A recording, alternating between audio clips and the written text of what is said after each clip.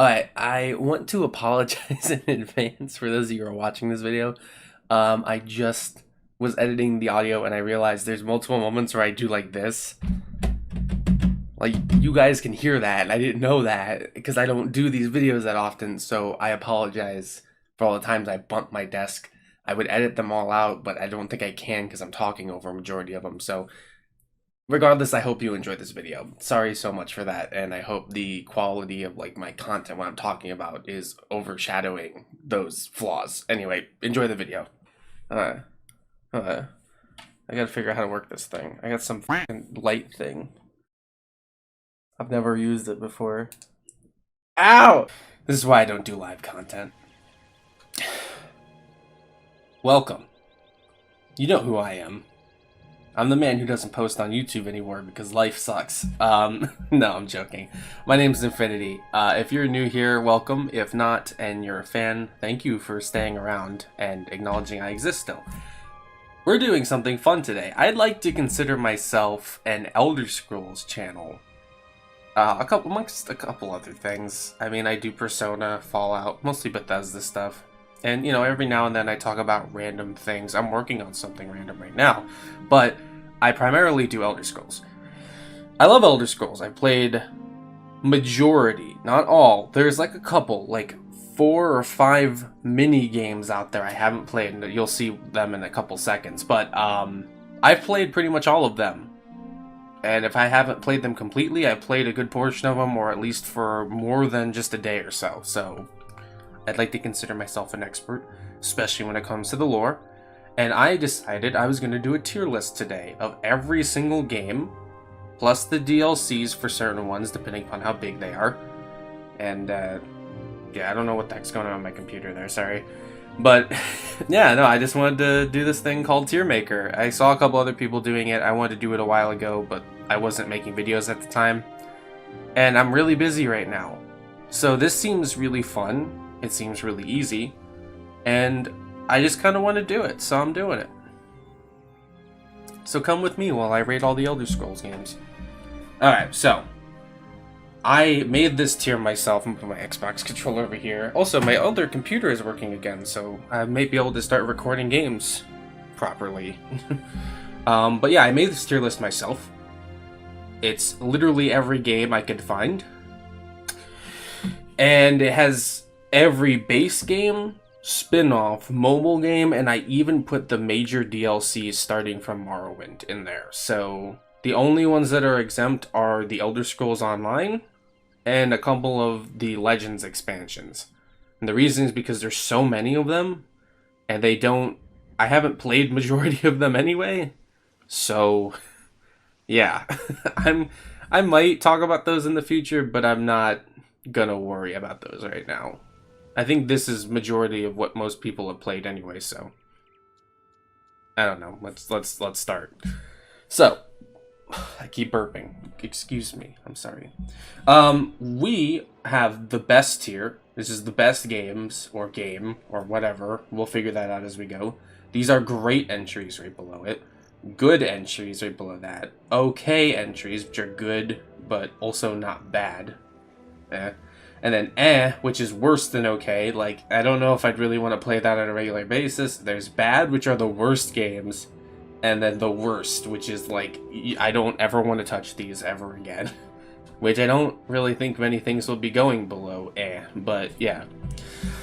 So, I guess we'll start. I had them in chronological order. I labeled the files in chronological order from when they first released, so I labeled them 1 through 20 because there are 20 of them here. And the maker just decided, I don't care if there's numbers. I'm going to put Shadowkey next to Arena. That makes no sense. There's like a 10-year gap between those games when they were made. But whatever. So we're going to start with Arena. Most people think Arena's like that game that was made, that was like, it's an Elder Scrolls games, but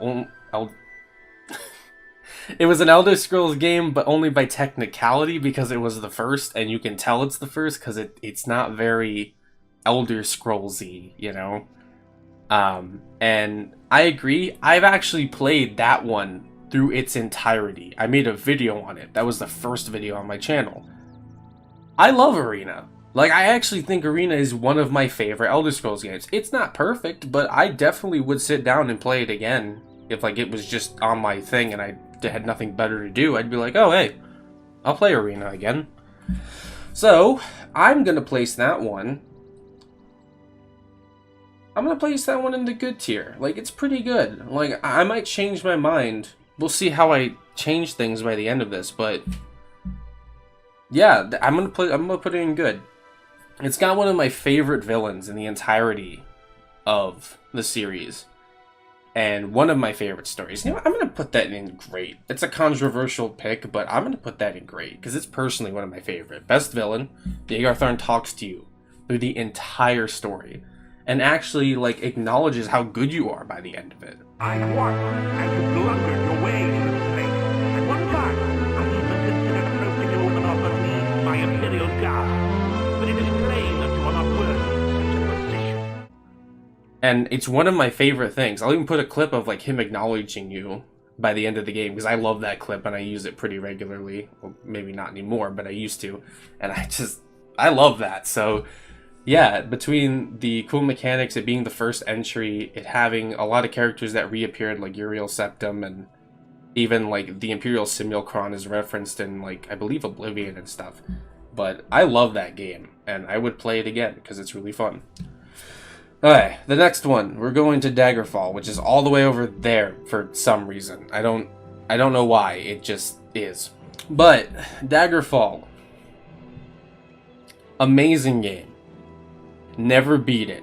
Played, I want to say around 100 hours of it, but never beat it, if that makes any sense whatsoever. I love that game. I don't know how to play the story on it. Like, I know how to, but I never feel like I want to. That game is so fun, though. It's the one game where you could just say whatever, I don't care about the story, and just go be an adventurer and live in this world with, like, a banking system and, like you could buy homes, properties, you could have a wagon, you have a horse, obviously. That was actually not the first game to have a horse, but it was the first game to let you buy things and like properties, and it's something they got rid of in the next entry, which I'll talk about then. But I love Daggerfall. I don't think it's amazing. Its story is pretty cool. And I think it's a fascinating game to play, but I don't know if it's my favorite Elder Scrolls game. It's just probably one of my favorite Elder Scrolls games when it comes to simulating being what a civilian or citizen of Tamriel is like, maybe, but that's just... yeah. I'm gonna place that one. It's good. It's not okay. Like, it's pretty good. Like, I love that game, but it's not something that I constantly seek out. Like, Daggerfall Unity was the only reason I sought it out again, and it makes it much more fun. If you don't know what Daggerfall Unity is, go and check that out, because that one's pretty good. It's a pretty good version of it that, like, fixes the control scheme. But it's a little buggy. But you got console command. Like, that you can open up the console, so it's whatever. I like it. The next one that came out was Battlespire. Oh, I've never played this game. This is one of the few games I haven't played. I know the story of it. I think it's fascinating. And I should have just made a tier for games I haven't played. But when it comes to games I haven't played, I'm probably going to judge them just based off their story. And I have, like, seen the gameplay and find the mechanics, like, fascinating with Battlespire. Because you can talk to Daedra and stuff, which is cool. It was actually supposed to be a DLC for Daggerfall, but they decided to make it its own. It went like to the path of the death of the Outsider for Dishonored. It became its own game because it became so big, and it's one of the first games to have multiplayer when it comes to Elder Scrolls, if you didn't know that. And I think it's still supported? I don't entirely know. I don't know. I think it's an okay game. It's not bad. It's dated. It plays like Daggerfall, kinda. And it's got some fascinating story beats. It introduced, like, Marin's Dagon, and it didn't introduce them, but it introduced the concept of, like, them taking over Tamriel and invading, and made, like, certain artifacts do certain things. And it was kind of cool. It was generic, I don't know. Maybe it would be an eh. It's not bad, but it's not good either. Like, I don't see myself going after it. Like, I've seen gameplay. I've never played it. It's hard for me to judge this one. I'm gonna put it on eh. Because it's got some cool music, too. But, I don't know. It's very late 90s, if that makes any sense. Late 90s fantasy. Yeah, I'm gonna stop talking about it now. That's where I'm putting it for now. If I make a decision to change it later on, I'll talk about it then. Okay, next one's Redguard. I love Redguard. It's probably one of my favorite stories besides Arena, because it's the first game to really expand Elder Scrolls from the pre-Morrowind era. Like, people think Morrowind changed the lore. This game was the one to change the lore.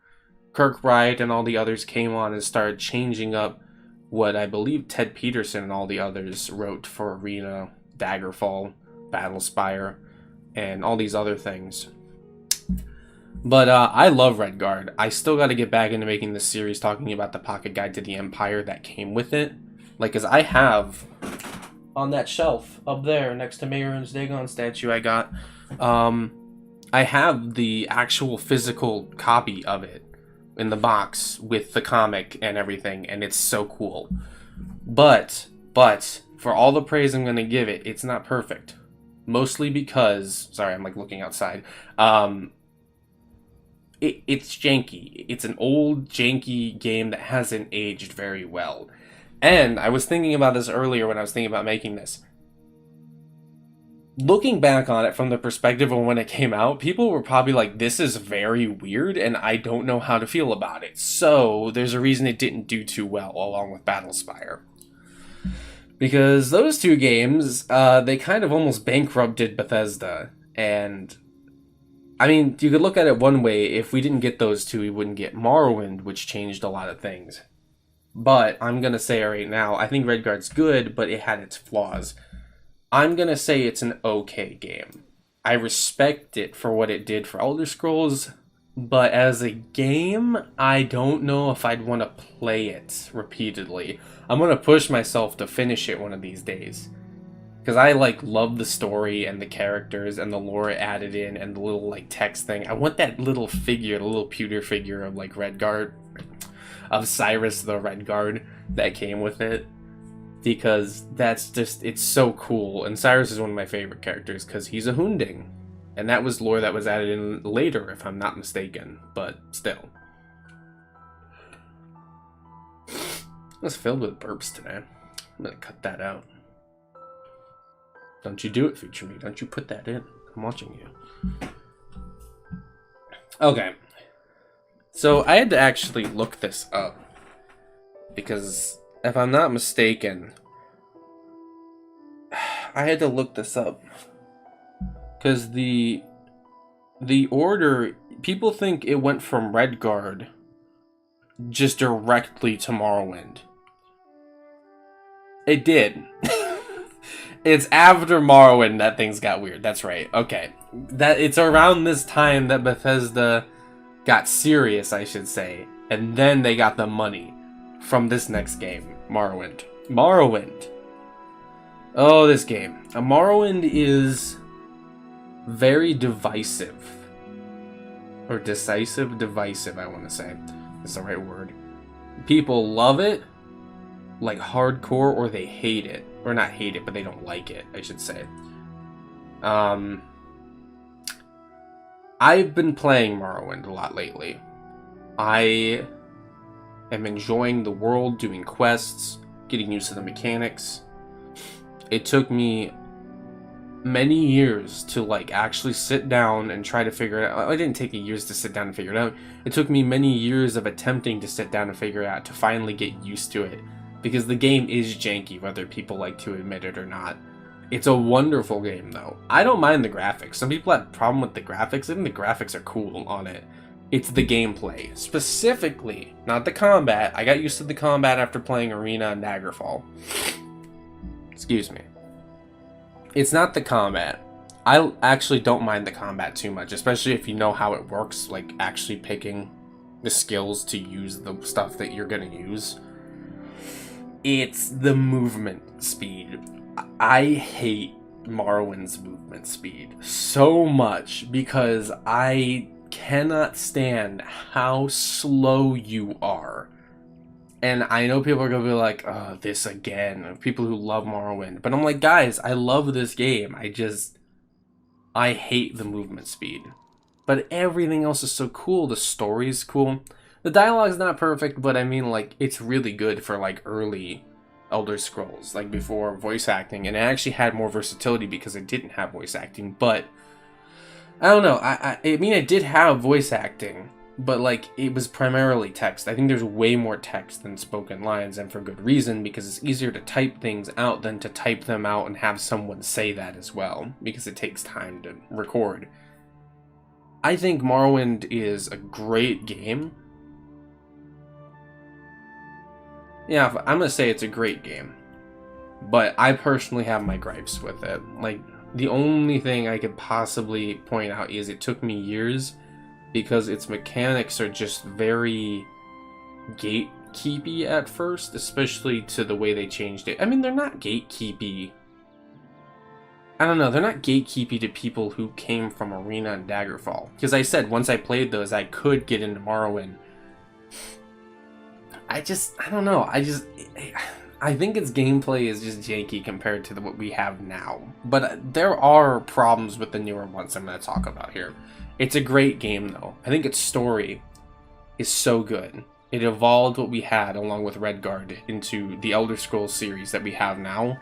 Mad respect to that, its characters, the amount of deep lore it ended up like creating when it came to Michael Kirkbride, just like going off and doing these crazy idea, like trance writing things that he would just do. He'd sit down, he would just put the words from his brain onto the paper with no filter, and it was so crazy.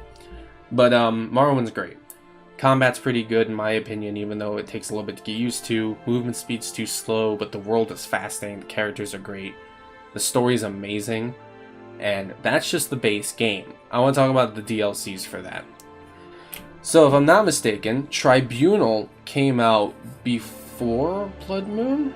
Yes, Tribunal came out before Blood Moon. Tribunal, I like Tribunal. Let us see the other two living gods. Well, it let us see one. My biggest disappointment with that I almost said mod, DLC is the fact you do not ever interact with Sotha Sil. A huge letdown. Sotha Sil is fascinating, and I think ESO and other writings have depicted Sotha Sil as one of the more sympathetic Tribunal members, because despite what the Tribunal did, while Almalexia was like, oh, I killed my husband, whatever, it got me to be a god, and that's all that matters. And Vivek is like, I don't even know if I really killed him, because, you know, or, yeah, him, Nerevar was a guy, but he could become anybody afterwards. But, the Tribunal as a whole, like, Vivek and Almalexia were both like, it was a means to an end. They didn't enjoy it, Almalexia didn't care, really, which is, like, cold coming from her. All she cares about is being a god and guiding her people and being a deity to the people. Like, she gets, like, the limelight. Like, she like desires the limelight more than anything else, which is like very like I want to say, what's that term? Thoughty. I don't want to say thought, but like that's how she comes off. And this is me, who's someone who doesn't look into Almalexia as much as Vivek and Sotha Sil, talking about someone who doesn't look at Almalexia like they do Sotha Sil and Vivek. But Sotha Sil, such a waste of potential in that DLC. Because I really would have liked to see, like, Sotha Sil's, like, grief. Or, like, seeing this embodiment of the person that they betrayed come to them and, like, have them relive this moment of, like, I can't believe I did this. Maybe drive them insane or something, you know? And instead we find Sotha Sil, and spoiler alert, but, Sotha Sil is just dead the moment you find them. And I'm like, why would you waste such a great opportunity? So I'm gonna say the DLC's okay, because I have that major gripe with it. It adds some cool things in. You get to go to like the capital of Morrowind, where the Tribunal are. and at the end you kill Almalexia. But I don't know, I just see it as like a waste of potential. Like, there could have been so many more storylines it explores, but that's just my personal opinion that drags it down. But the other ones, despite how I feel, I have to like acknowledge their accomplishments. Like Morrowind, as much as I am frustrated with how long it took me to get into it, I cannot deny it's a great game. Tribunal, as a DLC, judging it by its story, is an okay story. It's a waste of potential to me, but it's okay. It's not terrible.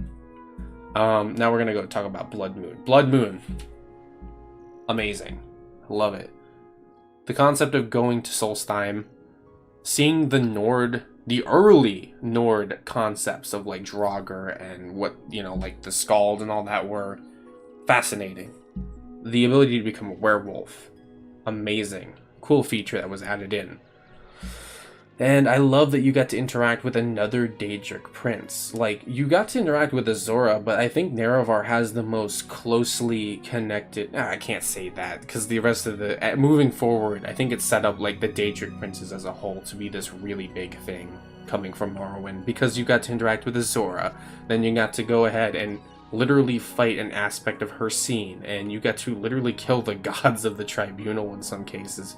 Which, mind you, weren't gods anymore as much as they used to be, but still, they had a lot of divine power, and no normal person can do it. So, the games were like pushing you in this direction of you interacting with like deities and other crazy things. So I think it's cool. Blood Moon is a great story. It's not perfect. I like the branching options. It allows you to do something that they would go on to do with Dawnguard of Skyrim. But in this case, there was still a lot of cool things that like the people you interacted with and such, and it didn't just follow the same beat. You could go in two separate directions, which was cool. You could either fight the werewolves or join the hunt, and I think that's cool. Given to like the Solstheims, like Nordic, it was the closest we got to the Nords at the time, and I think I liked the Nordic depiction, or the depiction of Nords in Blood Moon, more than I did in Skyrim, which is something I have to talk about when we talk about Skyrim. I'm gonna put Blood Moon on the... I'm gonna put it on the Great, because it's a step up. I think Tribunal's a step down, but Blood Moon carries it back up. But that's just me. Let's see. The next one is the Travels series, if I'm not mistaken. I gotta find out which one is first. Okay. So the next one is Stormhold. I'm gonna be honest with you guys. I don't remember what Stormhold is. I wanna like make a list that's just like... that's like I didn't... Oh god, no. I'm gonna add a row below it of just... do not know. Do not know. Because I can't lie to you guys, I don't remember what Stormhold is. I think, if I'm not mistaken, it was... I know what it is, I just don't know what the game itself was about. And the reason is because Stormhold was one of the Travels series, which was made for, I believe, a Nokia handheld device that you could play, like, before the DS. And I never played it. I didn't know it existed until, like, 2 years ago, when one of my, like, closer friends on YouTube told me about it. My friend Septum. And I was just like, what? There was a mobile series before Legends and Blades was ever announced? And I'm just like, that's amazing. And I look into it, and they're pretty cool. I know about Shadowkey, and I think I know a little bit about Dawnguard, but Stormhold, I think, was like, you were in a prison? Either way, it wasn't very notable. It's very It wasn't stand out kind of amazing. It was just like, I'm gonna place it as like down here in the not great but not terrible tier of It's and I guess that goes for like, because I think Shadowkey was the last, so I think Dawnstar. That's right. We went to Skyrim before Skyrim. Dawnstar was set in Skyrim. and I believe it was about you defending the town from bandits and creatures and such. And that was it. It's another entry, not really noteworthy. Let's talk about Shadowkey. Shadowkey was cool. Second game ever to have multiplayer was Shadowkey. Because you could, and I want this game to be ported or remastered in some regard, because it is crazy what they did with it. This thing, the Shadowkey, the game allowed you to do this thing where you use shadow magic to create shadows from other like realities, and you could summon in other players, which was like amazing. I was like, whoa, when I read about that. And the story is set during the time of like the Simulacrum, which is Arena, and you're fighting Yeager Thorn, one of my favorite villains, and I'm like, this sounded, excuse me, very cool. I just really want to play this game. And you can't play it. I think they're trying to port it to PC, like an emulation of it. But no, I've just never gotten to play it, sadly. I don't think majority of people have, and I really want to. But it sounds amazing, and it looked amazing, like, for what it is. It was one of the standout Travels games, because the other two were like, meh, and this one's actually pretty good. So I'm going to place that on the good, right next to Daggerfall. Oh god, I gotta start, like, I gotta stop favoring, because I gotta decide if there's any bad Elder Scrolls games. Because I'm gonna say it. I think Stormhold's pretty bad. Like, it doesn't do anything. It's not a, like, great game.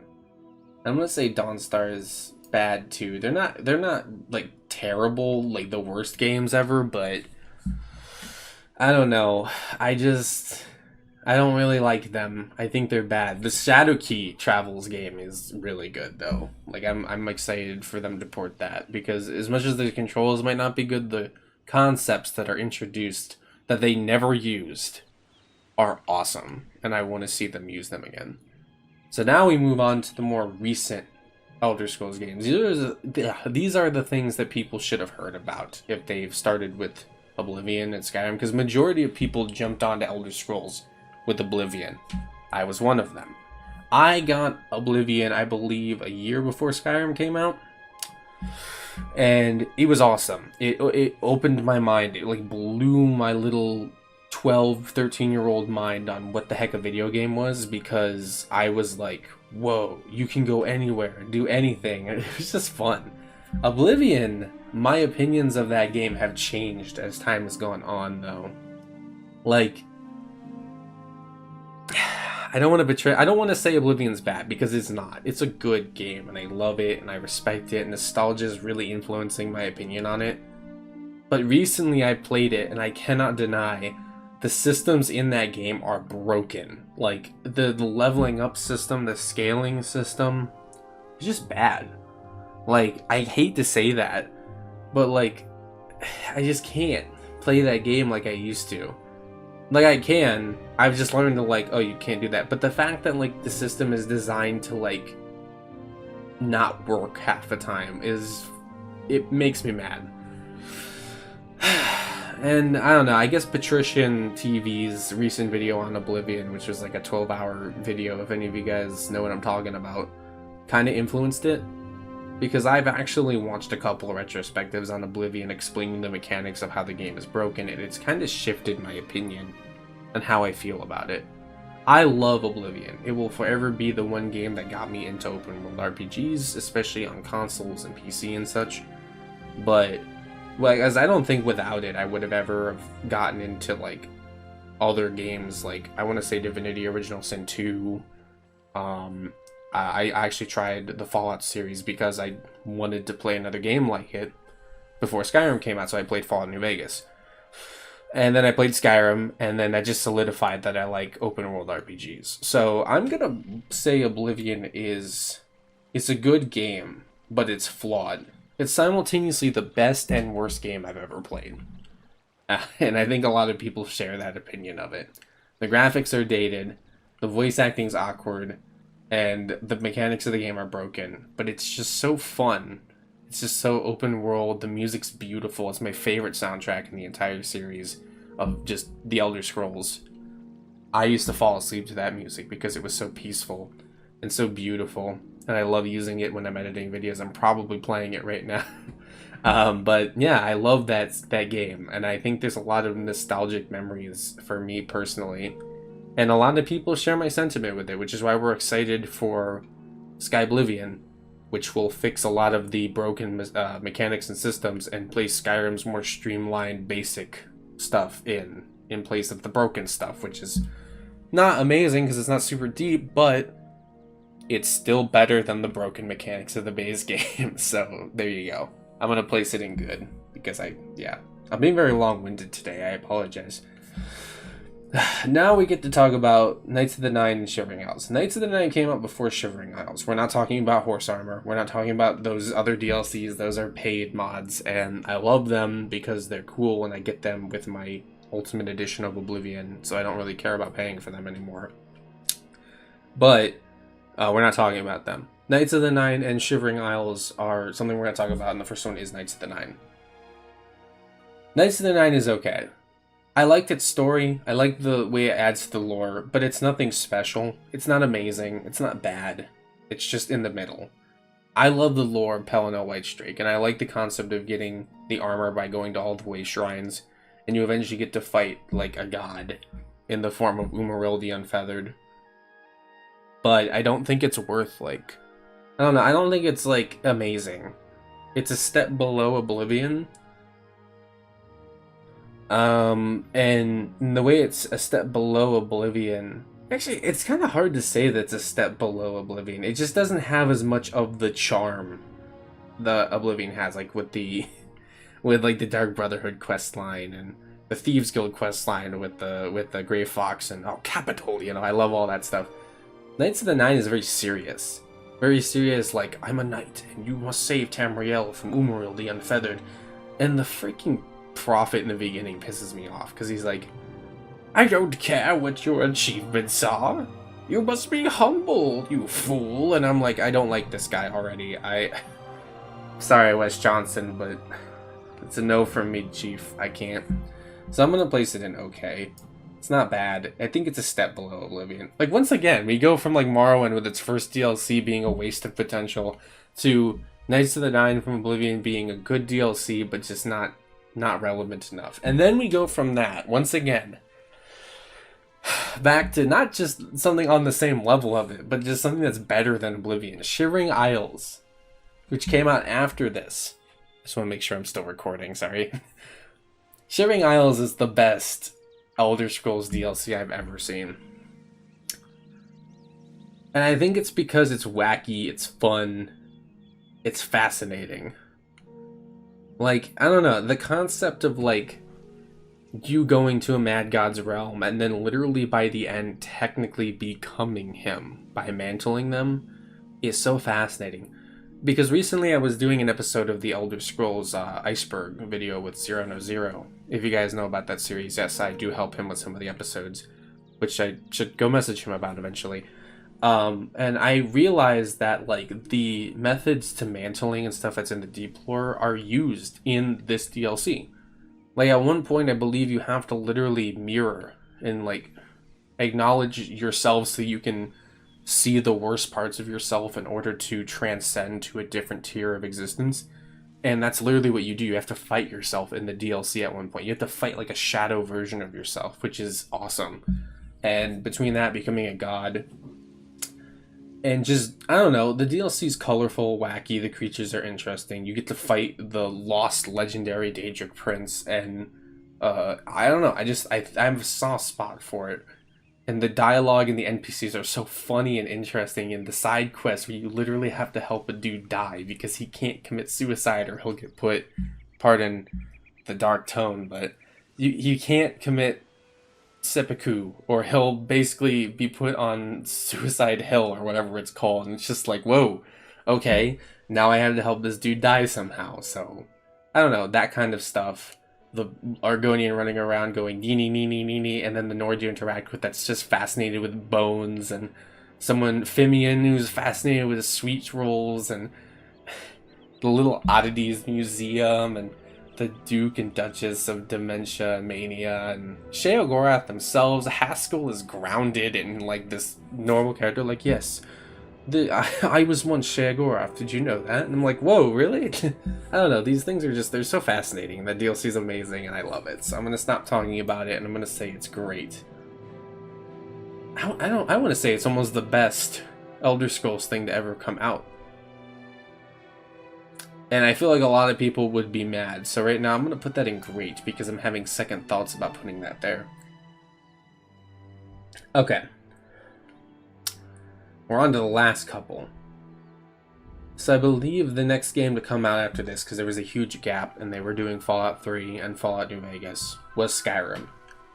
A lot of people are bent about Skyrim. Some people think it's too dumbed down, too watered down. Some people think that it's the best because they got into it with it. Personally, I'm going to say I love Skyrim. I should have put two versions of Skyrim here. One for being modded, and one for just vanilla Skyrim. Because vanilla Skyrim is disappointing. It's a great game. It's fun. On your first or second or even 10th playthrough, you'll love it. After your 100th or 1000th, you'll see the flaws. You'll see how the delay, or not the delay, or you'll see how a delay of the game should have happened. How there's flaws, there's bugs, how there was so much cut content, so much cut potential at that point with that cut content. And like the Civil War is hollow and all these different, it's so easy to rag on the game, but it is a fun game. And I think mods make it the best Elder Scrolls game.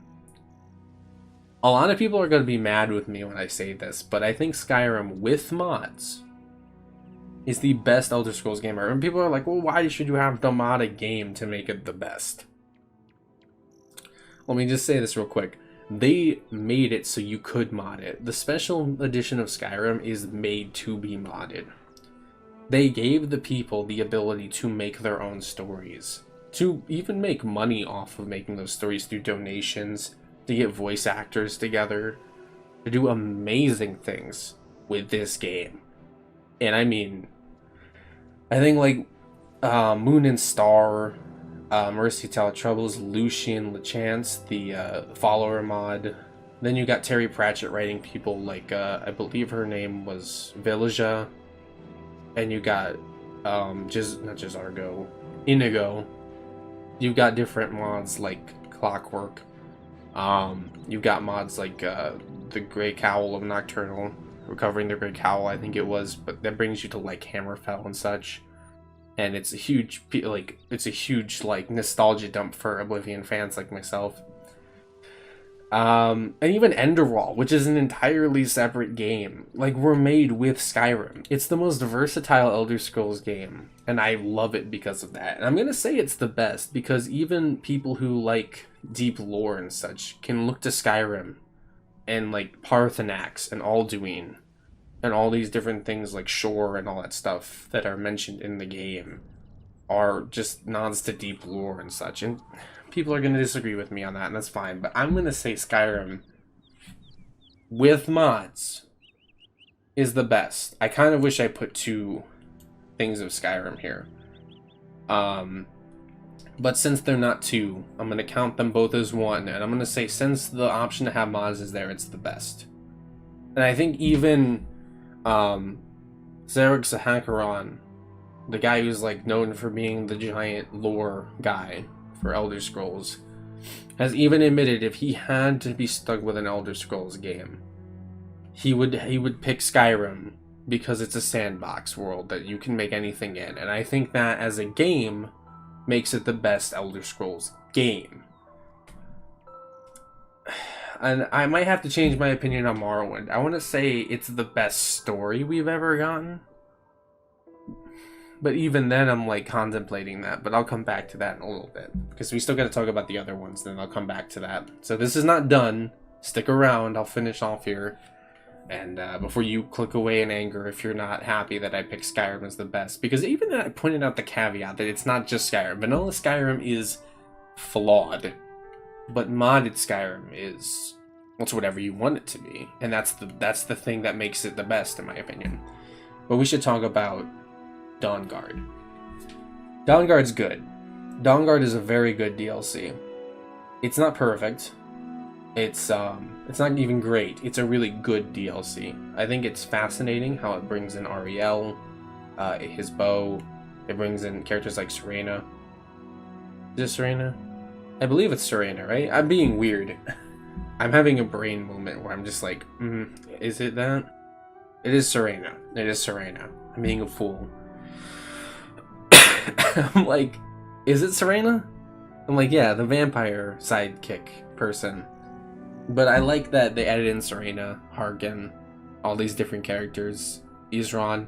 There's a lack of like potential with Isran. I wish they had fleshed that character out more. There's some guy who thinks he's talking with RK. There's a guy who trains trolls. There's people in the castle that are like vampire people that are like having political disagreements with one another, and I'm like, this is kind of cool. I like it. You even get to go to this other realm where you can summon Durnavir. Is it Durnavir? Durnavir is the one from the base game. There's a dragon, an undead dragon that's like stuck there that you can summon in. It's just cool. And then like the giant frost trolls, the Falmer, meeting a living snow elf, that kind of stuff's cool. I think they did an awesome job with it. It's pretty good. It's not amazing. Oh, I just clicked out of it. Give me a second. Sorry, I just clicked out of it and I was like, everything's white. It's bright. I can't see. But Dawnguard's good. It's not amazing. It does sort of what Blood Moon does. But in a newer setting. So it's good in that regard. But all it did was like minorly change things. I don't know. And I don't know. It just doesn't push it over into the great tier. I'm gonna say it's good. Hearthfire. Here's a little bit of a trivia fact about me for a second. I thought Hearthfire came out before Dawnguard. If that had happened, my rating might be a little different. But no, Hearthfire came out after Dawnguard. And that screams laziness, because Hearthfire should have been a part. It's a feature that should have been a part of Dawnguard or Dragonborn. But the fact that they sold it on its own, it just rubs me the wrong way. It's an okay DLC, but the fact that you have to pay money, I think it's $10 or $5 for just basically a house building simulator with a bunch of mechanics, makes it bad. I want to say it's almost the worst, but it's not. I'm going to say it's bad because as much as I like the idea of building a house and being able to bake and do all these things, it's just a feature DLC. There's no story, there's no narrative, there's no crazy nonsense. You can buy one of 3 plots of lands and you can adopt a child and that's it. You can build a house and you can bake bread and adopt a child, and that's it. And I'm like, that's it? That was worth making an entire DLC about? Charging people money for it? That's a little disappointing. Whatever. I'm saying it's bad. I don't... The practice itself was bad. The mechanics aren't bad. I think they're pretty good. But it's like horse armor. Is horse armor a bad idea? No. Should it be sold by itself for money? No. So, that in and of itself is bad. And, looking back on it, I shouldn't have, like, supported that kind of thing, because that just pushed the Creation Club forward years later. Here we are.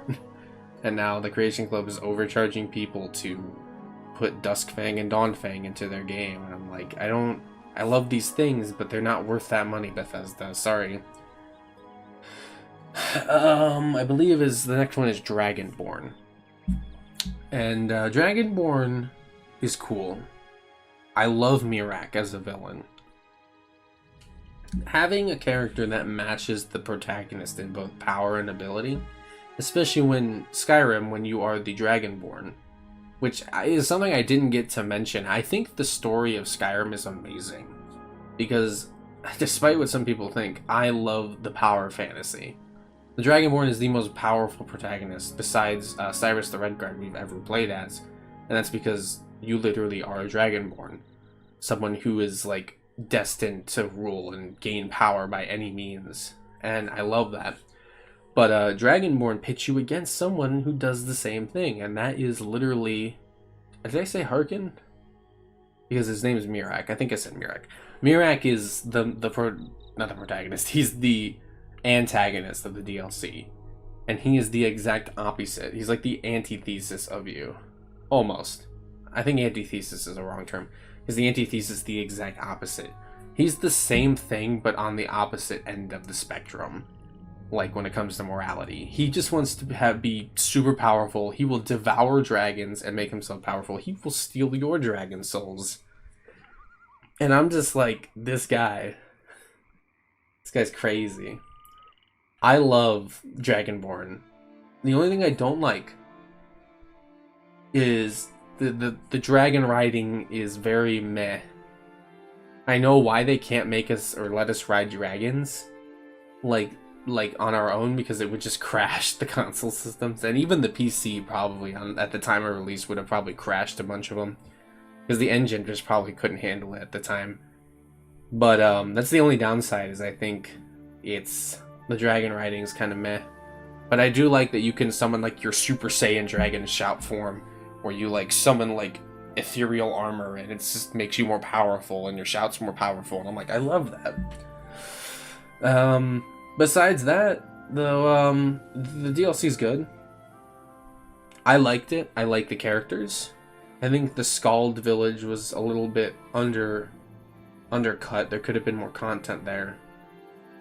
And it is nice to see some return to Solstheim after 2 entries of not seeing it, because that was the setting of Blood Moon, and I really liked how we got to see people from Morrowind, a Telvanni mushroom. I believe his name was Neloth. Is inside there, and we get to see the Scald Village, and there's a bunch of cool, like there was even water walking boots, and I think that's cool. I think they added a bunch of cool little things for fans of the series, and it's the last major installment we've gotten for an Elder Scrolls game. And yes, I'm even including Elder Scrolls Online when I'm saying that statement. I'm gonna say this is great DLC. It's not great, it's good. I think it's a great story. I would have liked to not be shoehorned into the ending of being forced to like serve Hermaeus Mora. That's a big downside. But besides that, it's a pretty good DLC. It's just not amazing. Like if they had made dragon riding where you could control it, and they made it so you could have like, you could basically give the finger to Hermaeus Mora at the end, I would have said that's probably one of the best DLCs I played. But because of those 2 major things, it drags it down enough to where I'm like, I don't really think it's perfect, so yeah. ESO, Elder Scrolls Online. I think that's the next one. If not, it's Legends. Yeah, ESO. It came out in 2014. And Legends came out in 2017, so we're talking about ESO. I only included one version of ESO. This game is a mess. I like it. It's hard to play. It's a mixed bag. It's like, on one hand, it's awesome because I like the like things it goes into. On the other hand, it's not, because it's very episodic, money demanding, and personally, I don't really think that it's like a supplement for real Elder Scrolls games, which I think ZeniMax and Bethesda, sorry, I'm looking, my nose is itchy right now. ZeniMax and Bethesda are treating it like it's a supplement for ESO or Elder Scrolls at the moment, and it's not. It's just not a supplement. It's not a replacement for Skyrim. It's not a replacement for Oblivion or Morrowind or any other like game, and I just don't understand why they're treating it like that. And it pulls on your nostalgia strings, because it recently went back to Oblivion with Mehrunes Dagon and everything. And I was like, I'm gonna play this, and it added in companion stuff, and I'm like, it's been years since it's come out, and it's like, there's no companions in this game or anything. And the story's cool. I like being the vestige. But then with every installment, they like gloss over the intro part. It would have been cool if you could have chosen where you decided to start your journey, or just, you know, keep it at the start like everyone else, but instead you have to like... Trying to play the game and navigate all the DLCs and episodes and all that stuff is just a headache, and I'm just like, eh. So I've fallen out of playing it recently, which is sad because some of the stories are really worth telling, like the story with Sodasil and Orsinium, and I think even the Morrowind storyline is pretty okay, but it's just a lot of the same ESO kind of stuff half the time, so it's a very mixed bag. It's an okay game, but because of its reputation, I'm going to put it in the eh category, because it's... I don't like the way Bethesda and ZeniMax are treating it. I don't like that they're treating it like it's a supplement for Elder Scrolls fans when it's not. This is an MMO, completely different, and they think that and re-releasing Skyrim over and over again is going to keep people satisfied until the next game comes out, when in reality they just need to start working on the next Elder Scrolls game, because people are getting a little impatient, and I know they're trying to take their time with it, but I don't know. It's just kind of frustrating. Okay, Elder Scrolls Legends. We're in the last two Elder Scrolls games I'm going to talk about here, and they're both mobile games. One is great. The other one I have a huge gripe with. Legends is a mobile card game.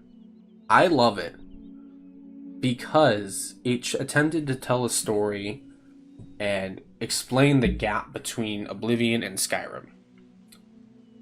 And I love that. I played it, thought it was great, and I even bought a DLC or so for it where I went to the Clockwork City, and I haven't beaten that, but I think the game itself is great. It's a fun strategy game. I love card games, and I love Elder Scrolls themed stuff, and the artwork in that game is so fucking good. Pardon my language, is so good. I'm gonna have to bleep that out because I don't want any cursing right now, unless I've already cursed a bunch, but whatever. Legends is good though. I think if you don't have it, if it's still on the App Store, I still have it on my phone. They're not making any more DLC for it anymore, but I think the DLC that came out for it was pretty good, especially the one with like Sheogorath and Clockwork City, and the new ones. I don't know too much about the Gates of Oblivion one, which was the last one to come out, but I heard that was like really fun for people who liked... It was fun for people who liked Oblivion. There was one for Morrowind, there was one for Oblivion, and then the whole game already had a bunch of stuff for Skyrim in it. So it had a lot of things for people from different generations who like the different games for different reasons. So I'm going to say Legends is really good. It's not perfect. It's not bad. It's not even okay. It's pretty good. It sits up here with the other ones. Blades. In the moment when it came out, I wanted to give Blades a chance. And I know Blades is a mobile game, but it doesn't excuse how lazy and weird it is. Like, it's got good graphics for a mobile game, but it's very scummy for a mobile game too. It's got the timers, it's got the paid items and the paid weapons and the cosmetic nonsense that you can buy for your town that doesn't matter, and the story requires you to get good gear and do all these things and upgrade your town. It still just takes time. And it's like, yes, I know, I don't like those Animal Crossing games where they expect you to just play for a little bit and stop. I want to play a game, and I just don't like Blades for that. The DLC, the microtransaction, I should say, cost a lot. That's why I haven't touched it in like a year and a half now. It's just because I'm like, I don't want to deal with it. I don't want to spend money. And look, I didn't even think about its existence for like a year or so until I saw it again on this list. And I was like, oh yeah, that game existed. Such a waste of potential. Because it was around the time that you're escaping from like the Thalmor and the people looking for ex-Blades members. Like, you were a member of the Blades, and I never beat the story, but it just didn't invest me enough, and the game systems weren't enticing enough. And as an Elder Scrolls game, It's lacking a lot of substance. It brings you to Iliad ruins, but like it doesn't do anything crazy with them. It kind of does, but it kind of doesn't. And just microtransactions. The gameplay is kind of meh. And trying to do certain things and play certain things and to get far in it is just a chore, it feels like, and I don't like that. So I gave up on playing it. I personally think it's the worst Elder Scrolls game on this list. Like, even Travels was better because it's a mobile game. It didn't go anything oh wait, but at least it didn't gouge your wallet for money like Blades does. So I'm gonna say it's the worst. And that's my tier. That's my tier list. I want to talk about Morrowind for a second before we stop.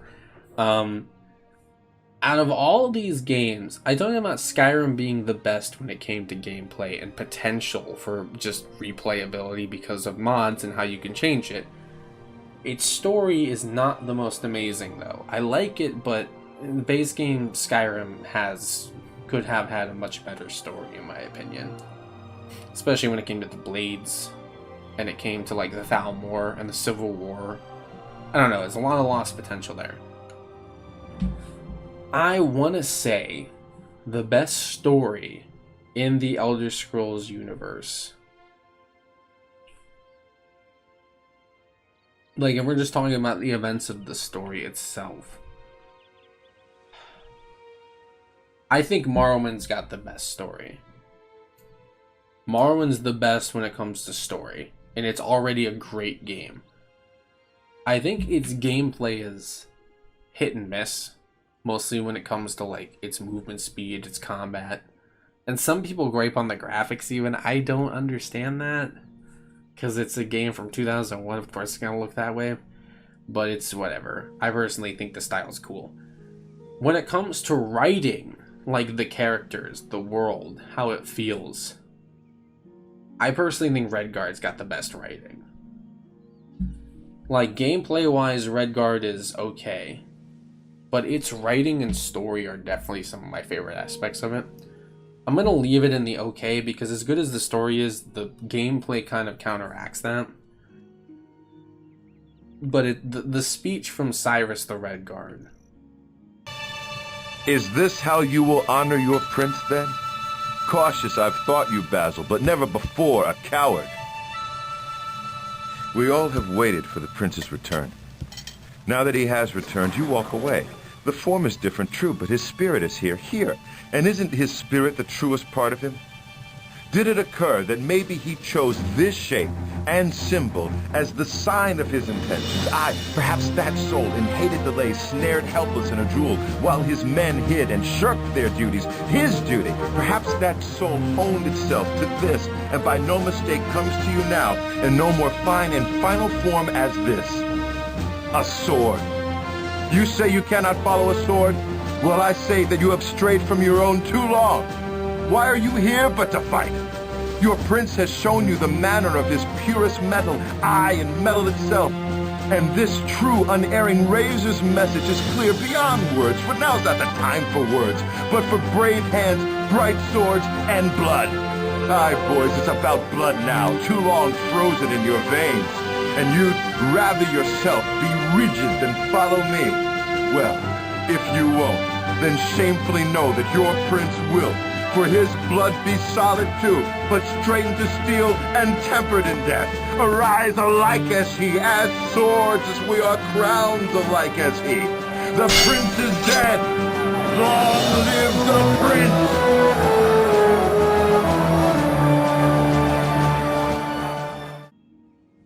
I'm sorry, that alone does make it the best written game in the Elder Scrolls universe. Skyrim is the best gameplay, Morrowind's the best story and setting, Redguard has the best writing and the best protagonist and character in it. And this is what I got. I shouldn't have... Can I remove this? Yeah, delete that row. This is what I got. Skyrim's best gameplay because of its modability and its versatility, especially if you play it on PC. If you play it on console, nah. Its base game is okay. Its story is okay. Its Gameplay, though, when it comes to being able to play it, having mods installed on it, being able to make your own stories for it, makes it the best game to play. Morrowind's the best story in the entire series because of how far it is, how far it'll go, meeting the dwarves and the ghosts of the dwarves and interacting with gods and fulfilling prophecies, and just how like it treats the player like it's a competent person. Redguard has the best writing. When it comes to being great, I love Arena. I think it's a great game. One of my favorite stories, but I can understand why people don't like it. Blood Moon was an awesome DLC. So was Shivering Isles. So that's why they're all in the great tier. They're all amazing in their own way. Daggerfall is good. Never played the story, can never get into it. Loved how it had different endings. I want to point that out. It's the only game to have multiple endings. But I think its world is what makes it so good. It's not perfect. It's got its flaws. The dungeon mechanics of being randomly generated means certain objectives are like stuck in rooms you can't even get into. I literally had footage, and I don't know where it is, but the objective that I was trying to get to, that I spent hours looking for, was in a section of the dungeon I couldn't reach. Which I was like, why? Why can I not get in there? So weird. Shadow Key is great because it had a lot of potential, that was just never used again, like shadow magic and stuff. Oblivion's great, but flawed mechanically speaking. It's an awesome game to play. It has some amazing storylines like the Dark Brotherhood, Thieves Guild, and it only gets bogged down by like its broken system when it comes to like min-maxing and such, and how the mechanics and scaling work and all that. Dawnguard's a good game. Good DLC. And that and Dragonborn are awesome additions to Skyrim that are not as amazing, but definitely attempt to tell greater stories that are good. And Legends is an awesome mobile game that I think everybody should try if they love Elder Scrolls and card games. Knights of the Nine is okay. It's nothing too standoutish. I love its additions to the lore, but it's nothing special. Tribunal has a lot of lost potential, which is why they're both on the okay tier. They're not bad, but they're not good. And sometimes their lack of creativity causes them to steep low on the list. A tier, ESO is because it's too much to play through. It doesn't know what it wants to do, and because of how Bethesda treats it. Battlespire is because it's not too standoutish. I never played it because I never was interested in it. I own it. I could play it. I think it has some fascinating things, but it's not really something that really catches my eye. The Elder Scrolls Travels, Stormhold, and Dawnstar are bad because they don't do anything interesting. They're just whatever. And then Hearthfire is bad because it should have been a part of one of the other DLCs. It's just a bunch of mechanics. And the worst is Blades because it's a lackluster mobile game that will gouge your wallet for money. And it has a lack of potential. It had a lot of potential and it doesn't use any of it. So it's just like, why? It's just a mobile game for money. It's nothing worth investing into. And I think that's why that's the worst Elder Scrolls game. This is my list. This is a very personal... Like, if you were to look at this list, I could see how people could be confused about it. But this is my list. And I'm going to stick with that. I've explained myself in every facet I possibly could. I've had a lot of long-winded moments. And I've been recording for an hour. Someone's going to sit through all of this and be like, just leave a comment saying, your tier list sucks, and that's it. But this has been my tier list thing. I may make another one. My voice and throat are sore because I was talking way too much. So yeah. So this has been my tier list. This is a supplement to keep you guys entertained while I work on other stuff and while life is attempting to bog me down. So yeah, hopefully you all enjoyed this. This was fun to make, just me ranting into a microphone for 10 minutes. I don't do a lot of live content with face reveal stuff, but I mean, it was fun, so let me know if you guys like it. I might make another one on other topics within Elder Scrolls stuff, like my favorite Daedric princes, my favorite Oblivion stuff, guilds, I don't know, anything. This is just kind of easy to make. Hopefully it won't take too long to edit and render. So yeah. Anyway, thank you so much for watching. This has been Infinity Break. Bear with me while I make some more videos in the future. I'm getting a lot of stuff that's overwhelming me right now. I'm doing my best to make stuff. It's just kind of hard because I keep having to rewrite things because I'm not satisfied with the way they are, and it's just, I can't right now. There's a lot of personal stuff going on, a lot of medical things happening, and I won't get into too many details because I don't want to sound like I'm making up excuses, so I'm just going to let you guys go with that, and you all take it easy. Thank you so much for watching, like always. All of you have a nice day, night, evening, wherever and whenever you're at, and I'll see you guys in the next video. Hopefully it's either one of these fun things or a really nicely edited one. Either way, I hope you enjoy it, whatever one it is. So take it easy.